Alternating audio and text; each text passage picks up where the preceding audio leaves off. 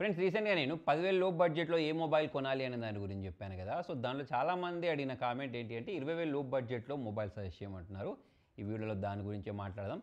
Actually రీసెంట్‌గా sale season అయిపోయింది కదా! దానిలో ఇవే మొబైల్స్ అనేవి చాలా తక్కువ ధరకు దొరికాయి. అయితే చాలా ఆప్షన్స్ ఉన్నాయి. వాటిలలో బెస్ట్ ఆప్షన్స్ అయితే నేను మీకు సజెస్ట్ చేస్తున్నాను. దీంతో పాటే రానున్న రోజుల్లో కూడా కొన్ని మంచి మంచి మొబైల్స్ రాబోతున్నాయి. సో, మరి మీరు దానికోసం వెయిట్ చేయగలుగుతారు అని అంటే వెయిట్ చేయండి. లేదా అర్జెంట్ అంటే మాత్రం ఈ మొబైల్స్‌ని కొనుక్కోవచ్చు. సో, దీనిలో మనం ఫస్ట్ మొబైల్ గురించి మాట్లాడినట్టయితే రియల్‌మీ P4 అని చెప్పేసి దొరుకుద్ది. స్నాప్‌డ్రాగన్ 7 Gen 4 ప్రాసెసర్ తోటి కర్వ్డ్ డిస్ప్లే తోటి అయితే ఈ మొబైల్ దొరుకుద్ది. ప్రజెంట్ అన్ని కార్డ్ ఆఫర్స్ యూజ్ చేసేస్తే 20,000 ప్రైజింగ్‌లో అయితే దొరుకుతుంది. 20,000 కంటే ఎక్కువ ఉంటే కొనుక్కోకండి. 20,000 లోపు ఉంటే మాత్రం కొనుక్కోండి. UFS 3.1 స్టోరేజ్‌తో పాటు గొరిల్లా గ్లాస్ 7 ప్రొటెక్షన్ దీనిలో వీళ్ళు ప్రొవైడ్ చేశారు. 50+8 మెగాపిక్సెల్ బ్యాక్ కెమెరా ఉంటుంది.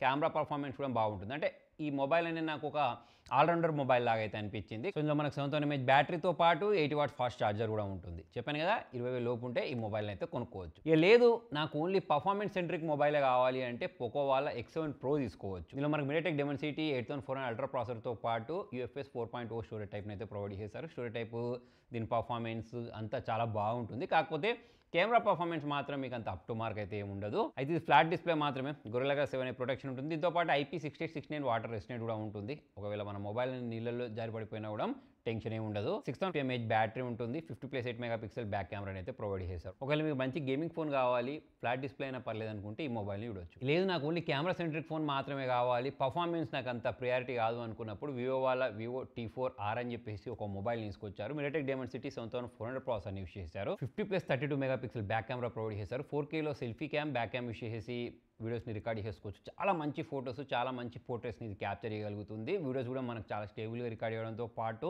మంచి డీటెయిల్స్ ఉండే ఫొటోస్ని ఇది క్యాప్చర్ చేయగలుగుద్ది. కాకపోతే పర్ఫార్మెన్స్ ప్రకారం చూసుకున్నట్టయితే ఇంతకుముందు నేను చెప్పిన పోకో X7 Pro ఉంది చూసారా దానంత పర్ఫార్మెన్స్ రాదు. కాకపోతే కెమెరా పర్ఫార్మెన్స్ అయితే బాగుంటుంది. 5700 mAh బ్యాటరీతో పాటు IP6869 రేటింగ్ కూడా ఉంటుంది. ఒకవేళ మీ ప్రయారిటీ అనేది ఓన్లీ కెమెరా అయితే ఈ మొబైల్ చూడొచ్చు. లేదా నాకు సామ్సంగ్ మొబైలే కావాలి అనుకుంటే సామ్సంగ్ A35, M35 లాంటి మొబైల్స్ కూడా దొరుకుతాయి.